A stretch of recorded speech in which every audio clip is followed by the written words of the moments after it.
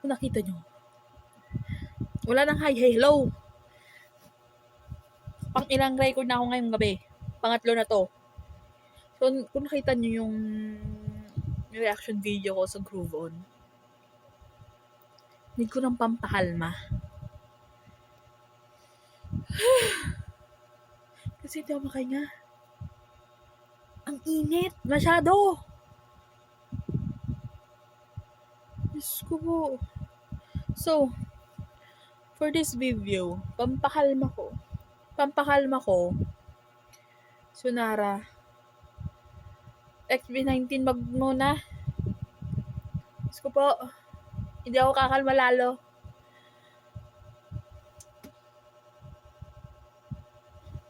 Sunara, documentary, first documentary ng Sunara from Uncle Chuck. So, let's go.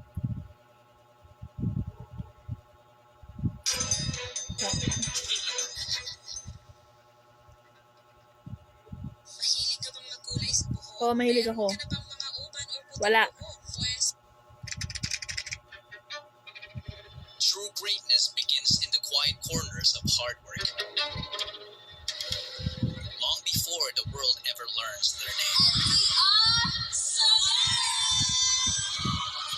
For weeks, a mystery consumed the fan base.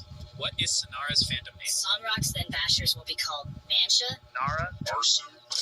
Arson. Once the entertainment announced the arrival of their first girl group, Pablo told us they were the future. I believe that new group will be making waves talaga. And we hope to see that kind Diyos ko of po. creative spirit. Making waves. Ano to? Parang Justin lang. Mga ngayon ko lang nakita ulit itong interview nila.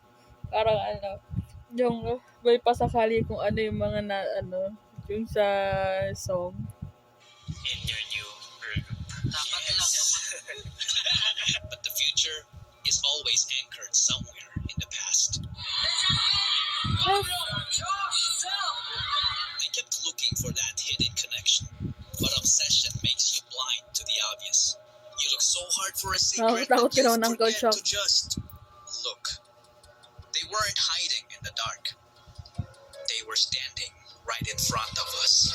Ayan nyo, si Working, improving. Secret that you Oo nga, forget to tama just nga. Andun nga kasi sila sa simula They weren't tukas. hiding in the dark. Ngayon They lang, were standing ngayon lang right sila in napapansin kasi nga, syempre nag-debut na, pero andun na sila sa mga vlogs. Andun na sila nung simula at wakas. Di ba nga naging backup dancer sila sa simula at wakas kasama ang W3. So talagang now, lahat ng video nakasama sila na nahahakip sila, makikita, malalaman kung asan sila na talagang nagtatago lang pala sila in plain sight kung sino yung girl group. Pero tama din yung ibang fans, tama din yung ibang 18 na yung girl group na ilalabas nila is andun sa backup dancers nila nung simula at wakas kick off. Hindi lang alam kung sino, pero may mga iba na rin doon na nag-speculate andun talaga sila. Kasi hindi naman lahat yun W3. Baka pa nga lahat ng trainees nila nung batch 1 andoon. Sila siguro din lahat doon. Then, yung 7 na lang talaga yung napili. And now, nagbe-bring up na lahat ng mga clips na andon sila na nahahagip sila ng vlogs, nahahagip sila ng camera. front of us. So, kasi sabi ko, si Megumi, familiar talaga sa akin si Megumi nung pagkalabas niya palang noong wakas at simula nung pre-debut. Talagang napasabi ako naisip ko talagang familiar siya sa akin, which is hindi parang palagi ko na siyang nakikita sa mga vlogs ng SB19 simula nung sa kick-off, then other sa fan cams nung kick-off. So talagang familiar na din siya sa akin. Tapos parang nakikita ko na rin iba yung mga TikToks niya. I don't know kung meron na rin siyang solo TikTok, personal TikTok account. But I know for a fact, familiar talaga siya sa akin. Nakikita ko na. Sana ibalik ni Yuri kayo blonde hair niya. Yan siya. Watch. They weren't handed a legacy. Sino kaya yung They girl na yun helped talaga? build it Ayan from o, the background. diba? Now I need to keep it real with you guys for a second. Ever since Sonara's debut, the pressure to drop a massive documentary has been so intense. I always wanted to give you perfection. But the reality is, there was practically zero information Wala. out there about their journey. Wala talaga silang information na lumabas. Parang ang pinaka-latest lang na lumabas na talagang personal information nila is yung birthday ni Lay, then yung mga edad nila kung sino pinakamatanda, kung sino pinakabata. Yun lang yung pinaka-recent na update nila talaga. Even the positions, wala silang sinasabi kung sino yung main rapper, lead vocalist, main vocalist, vocalist, sino rin yung main visual. Pero yung main visual, lahat naman sila main visual din talaga. They are giving of the main visual. Then ang leader, na leader si Yurika kasi andun sa kanya yung aura ni Pablo as a leader din talaga. Then parang kung sa SB19 merong leader and then may co-leader which is minsan si Josh or mostly si Justin ang co-leader. Parang si Tin yung nagiging nila co-leader nila sa Eureka sa Sonara. It felt impossible.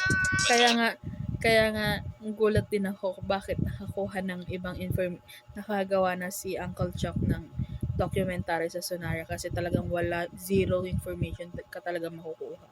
Worry, I didn't back down. I spent days hunting down every lead, piecing together what I could. The details were very thin on paper, but the footage I found tells the real story, revealing the foundation of who these 7 girls were before cute the naman ang world photo na knew yan. their name.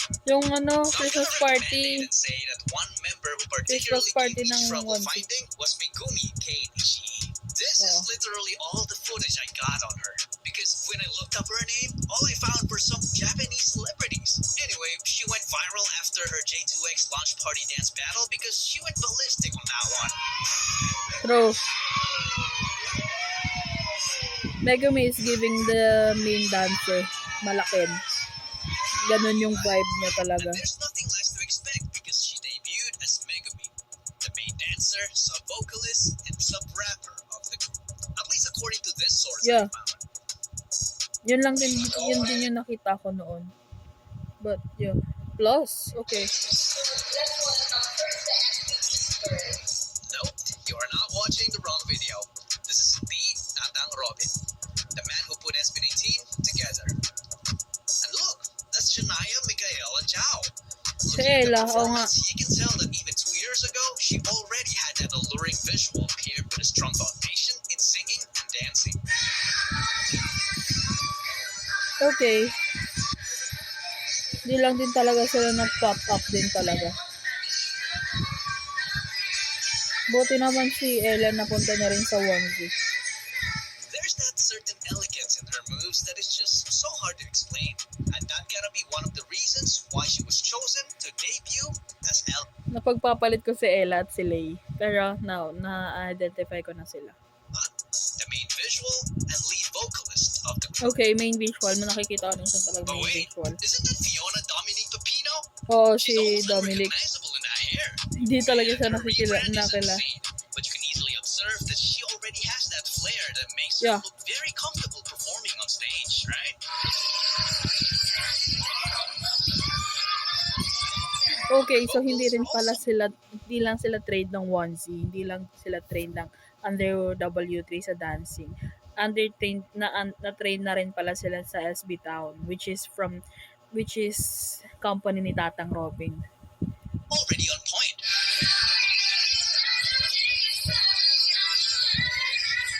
I bet this Oregaonon kid had no idea that she would debut 2 years later as Dominique, Yeah. the lead vocalist. Up to 3.75% per annum. Daily Ano loan naman? relax. Watch your money grow effortlessly with interest. As Dominique, the lead vocalist of the group. Now talking about vocals requires talking about this kid. Lay? Coming all the way from Pagbilao, Quezon, Lay Nami. Raniela Lay nga. Nam Bacunawa. She is Ay, described as Nami the nga. funny girl in the group.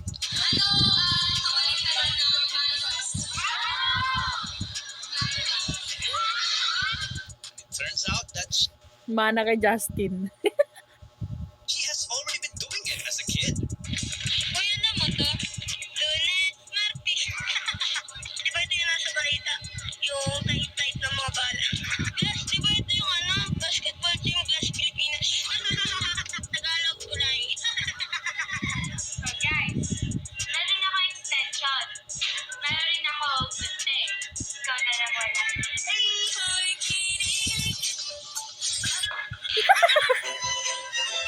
At a very young age, she was already very active when it came to performing as a member of their local dance group called Zapire.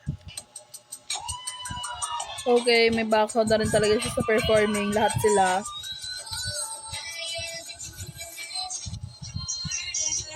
Yes, girl! But who would have thought she would be known for her dancing because she would later debut True. as Nami, Marunong the din main siya mag-rap. vocalist of the group. And let me just say that her last name Bakunawa has got to be one of the coolest last names ever because True. it's a callback to a Filipino mythical dragon mentioned in Philip Sipulan, while her name Nami reminds me of Tsunami from their debut song.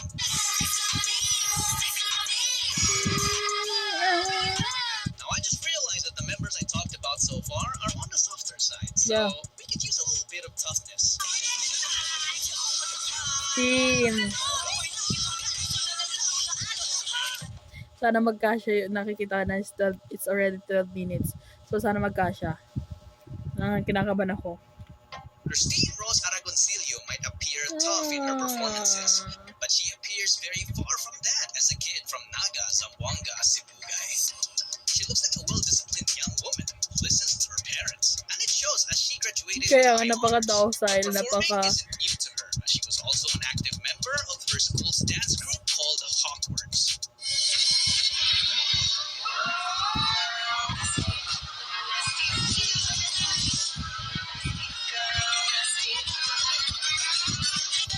Though she appears to be on the low-key side, her potential was undeniable. She would then debut as Tid, the lead rapper and lead dancer of the group. Okay, lead dancer din Tin siya. is Bisaya, so it makes sense to talk about another Bisaya. Sili! Ganda rin talaga ng batang to. Representing Carcar Cebu, is Alicia Therese Leopoldo. Researching Ganda. about her made me realize that she Kaya is ito, very similar to nakikita ko Tin, main a visual nun eh. traditional country kid who is family-oriented. They do a lot of karaoke.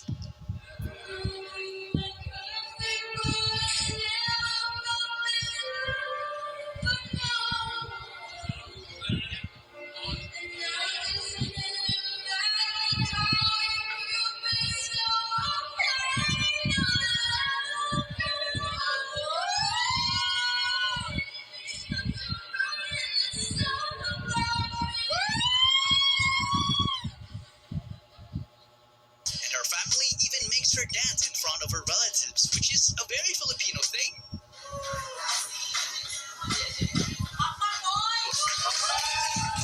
Her natural beauty and talent pushed her family to support her by having her join beauty pageants. And she was even a dance floor Ooh. champion. Look at her performing with other kids. Cute. You can easily tell that she's years ahead when it comes to talent. Yeah. So, wait lang. Ako'y mag-aano muna at papuno na tong phone na gamit kong pag-record. Hi, I'm back na. Tutuloy na natin ang panonood. Iba na pindot ng video. Panonood kay Uncle Chuck yung documentary. Ating itutuloy na kasi nakakalahati ko na siya. 16 minutes kasi siya. 16 minutes and 10 seconds. Then, yung kanina, yung first part, yung kaya na lang ng phone na nag-ano is 14 minutes. Then, something, 40 seconds. So, tuloy na natin to. Mag-search din ako. Ayan. She had no idea. And she was even a dance floor champion. Look at her performing with other kids.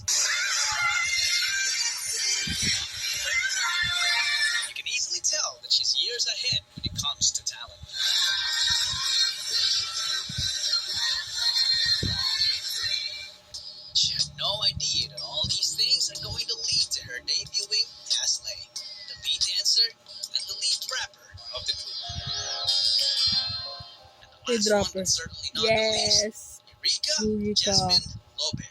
At a young age, she was already performing in public with her dance group called Twain PH. And should I say that she already had what it takes? See the light. Yeah. Kitang-kita naman ng wasp pa. Her vocals and rapping skills wasn't showcased here. Kulit niya eh. Introvert daw Overall pero aura is already yung given. energy niya malas din sa extrovert eh. Yellow cut ay yellow cut. Yellow orange cut eh.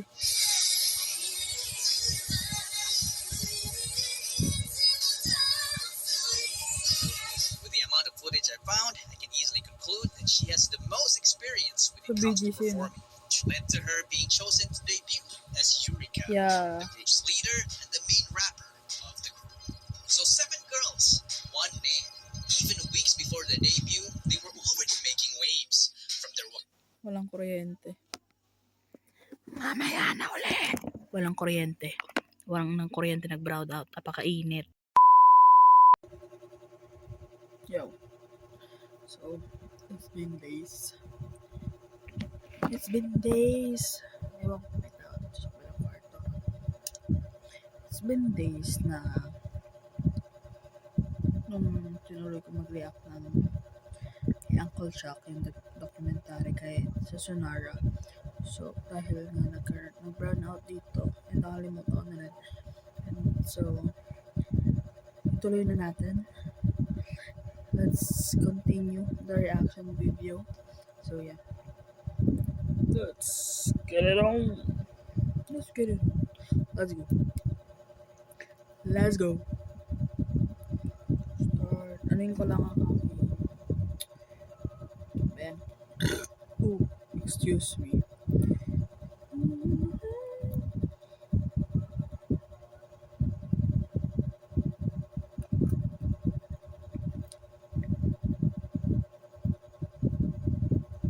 Okay. Patapos naman na rin ito. Free Add to. 315 pesos reward.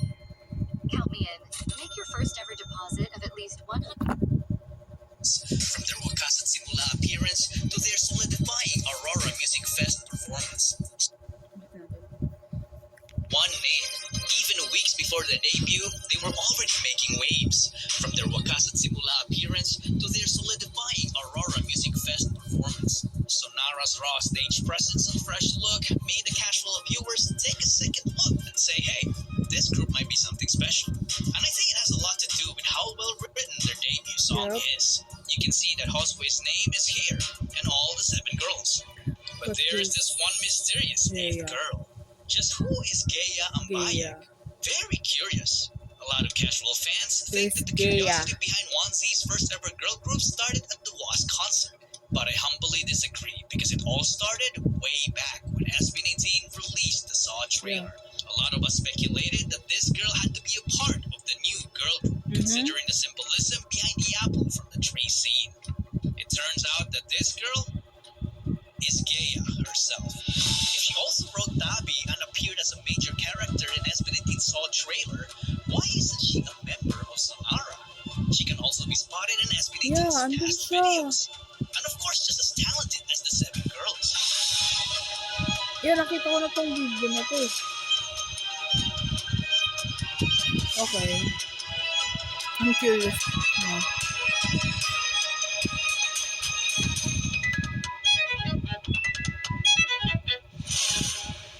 But why is she missing? Something just doesn't add up.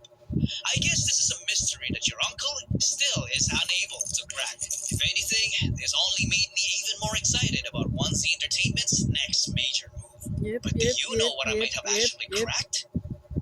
With the help of my friend Quicksilver, who tapped me on this detail, we might have just figured out the official fandom name of Who? Sonara. What? Take note of the word might, okay? Might.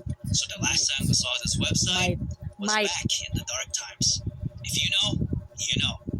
And as of the making Yeah. of this video, if you search the trademarks under Onezy, you will see Sonara-related logos as expected. Mm-hmm. Come to think of it, these are all submitted back in March 2, 2026, which means if we visited this website earlier, we could have accurately predicted the name of the upcoming girl group way before the WAS concert. that is not the point. The point is, Pero we walang, all know what Espenating did. pero walang nakaisip. Na-search man lang ang trademark. Di man, sabagay, busy na rin ng 80 ng fandom. Dahil kasagsagan ng so. For their fandom name 18. You know what that is? They trademarked it. Mm-hmm. And if you scroll a little further down, you will see an unfamiliar name that Yep. might just be Sonara's official fandom name. A lot of suggestions were floating online, like Sonrox, Arsons, Arizona, and At more. soon, But this name is here. Furzons. Fair Zones. Ito nga yung sinasabi nila. In all honesty, guys, it sounds common, if not ordinary. But I can't deny that it actually kind of makes sense. Furzons, well, I can see it as Forzonara. Yeah. And it doesn't help that we found this post in threads directly Furzon. mentioning the name. In quotations, mind you. Do these people know something we don't? What do you guys think? And I wouldn't ignore the other pending trademarks here, namely SPB, which is a playful way of saying SB, or short for Spirit Spirit Beasties. Beasties. This one, though, is obviously related to SB19 Yeah. because they already talked about this in the damn era. Siguro yung pet ko, yung half body niya is polar bear. Tapos meron siyang dolphin na buntot. Pero Meron siyang baka eyes ito, na maglalabas parang sila ng unicorn. ganitong merch. Tapos may ilaw yun pag nasa ilalim kami ng dagat sa gabi para mag-silbing light. Yung ngipin niya made of ice. Yan, naalala ko to. Yun, dito sa dulo. Tinawag ko siya, come here. May cute pa rin yung sa dulo. Kasi friendly ang mga ice people. Bilog, tapos meron siyang ears na same sa ears ng ng pusa, tapos meron siyang tail na mahaba, same sa lion, same sa lion na tail, tapos wings na bat wing, tapos cyclops, isa lang mata niya.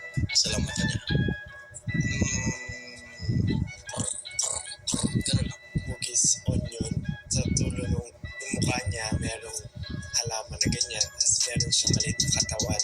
Hindi siya kaya lumipad. Yung ginagawa Oh, niya, yeah.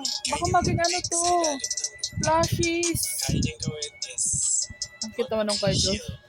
Sound niya. A crossbreed between wolf and cat. Yung boses niya sa wolf pa rin, yung malalim, maalulong. Pero yung bilis, yung liit, kasing liit ng cat. Tapos, lagi ko tayo matulog. Tapos gusto ko, since ano siya, crossbreed siya ng wolf, tsaka pusa. So, meow. Meow! Dapat ang base niya, T-Rex. Kasi tingin mo yung kamay ko. Half T-Rex, then another half is unicorn. And then may power siya katulad ko, syempre, na Lightning. thunder. Kung may Thunder. sound siya, mukha siya nakakatakot. Pero yung sound niya dapat, ganun lang. Pag nagagaya. And I think they are releasing a new line of merch. It's Yeah, like their merch version of yan. BTS's BT21. So, there's no mystery there. And also, there's no mystery about how besties. good Sonara really is. They have already proven themselves multiple times in their Yep. performances, and I just can't wait to see how their greatness will unfold. And they're So still what have we learned from improving. this video? For me, what started as a hunt for a timeline ended up revealing something far deeper. The authentic human heartbeat behind Sonara. They were just a bunch of girls with a dream. The mystery girl in the trailer now has an identity, but her Yeah, true purpose in this grand design Gaya. still lingers. Gaya? And if you Gaya. think those pending trademarks Fair tell the whole Zones. story, Pero baka Fair think Zones again. It might just be for a brilliant sa onesie. distraction. A calculated smokescreen by 1Z to draw our eyes away from the real masterpiece they're preparing in secret. What is the ultimate play? Only time will tell. Pula.